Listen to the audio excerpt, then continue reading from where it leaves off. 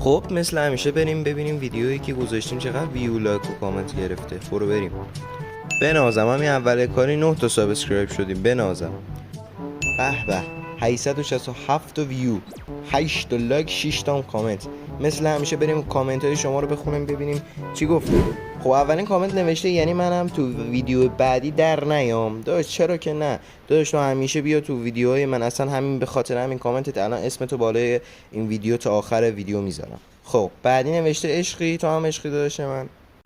کامنت بعدی بچه نوشته منم هالو وی پی ان دارم، خیلی خوبه واقعا. بچه راست میگه، هالو وی پی ان واقعا وی پی ان خوبی هستش، حتما شما هم نصب کنید. خب حالا یه ذره اسکرول کنیم بیایم پایینتر این سه تا کامنت مونده رو بخونیم.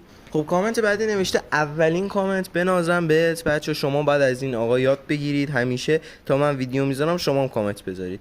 بعدی بچه این خیلی جالبه، نوشته سلطان اگه بتونی یه شات 360 بزنی 80 تا سیب برات میزنم، 3 روز مهلت داری. وای داداش منو یاد مدرسه انداختی. معلمم میگفتن 3 روز مهلت داری درس بخونی بعدن امتحانه. وای مدرسه هم دوباره داره شروع میشه. داش حالا گفتی 360 بزن. داش من اصلا 360 نه، واسط میخوام کارو سخت‌تر کنم واسه خودم. واسط 2 تا 720 میزنم، 2 تا شات 720 رو تندرا واسط گذاشتم. خب برو ببین داداشم، آخر ویدیو واسط گذاشتم. آخرین کامنت هم نوشته منم هالو وی پی ان دارم. همه هالو وی پی ان دارن. خیلی خوب بچه ها کامنت ها تموم شد. مرسی که کامنت گذاشتید. مثل همین افرادی که الان واسه من کامنت گذاشتم شما هم حتما توی این ویدیو واسه من کامنت بذارید، حتما میخونم. تو ویدیو بعدی هم قرارش میدم. فقط قبل از اینکه بریم سراغ ویدیو اصلی حتما این ویدیو رو لایک کنید، کانال رو هم سابسکرایب کنید. خب بدون معطلی بریم سراغ ویدیو. لیتس گو. خیلی خب بچه برای اینکه بخوای 360 یا 720 بزنید وارد سنسیویتی تون بشی. کامera سنسیویتی رو بزنید، استرینگ سنسیویتی رو بزنید و اون رو روی 125 یا 130 قرار بدید. بریم سراغ 2 تا شات خیلی خفن. لیتس گو.